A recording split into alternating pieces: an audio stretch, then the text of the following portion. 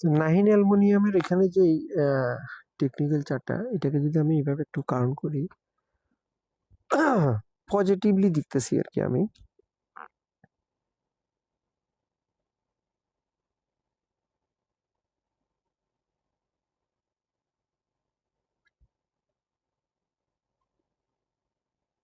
দেখেন এখানে যে ডাউনটা আছে, এই ডাউন থেকে মানে 13 টাকা 90 পয়সা, এখান থেকে এখানে যে মুভটা হচ্ছে এই মুভটাকে ওয়েভ 1, এরপরে এখানে 2, এরপরে এখানে ওয়েভ 3টা দেখেন এখানে 1 2 3 4 5 করে ওয়েভ 3, এরপরে ওয়েভ 4 কমপ্লিট করে এখন ওয়েভ 5 এ চলাচল করতেছে।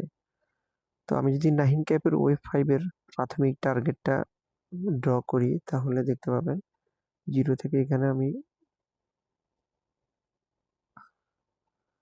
তো নাহিন অ্যালুমিনিয়ামের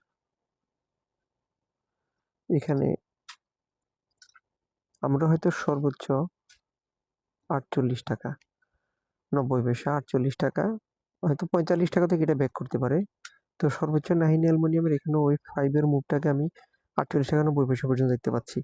তো যাদের কাছে নাহিন অ্যালুমিনিয়াম আছে, হোল্ড করতেছেন, ওয়েভ 3 তে এক্সিট করেননি, তারা 45 টাকার আশেপাশে গেলে আপনারা নাহিন অ্যালুমিনিয়াম থেকে এক্সিট হওয়ার চেষ্টা করবেন। এরপরে এটা কিন্তু আবার কারেকশানে চলে আসার একটা সম্ভাবনা আছে।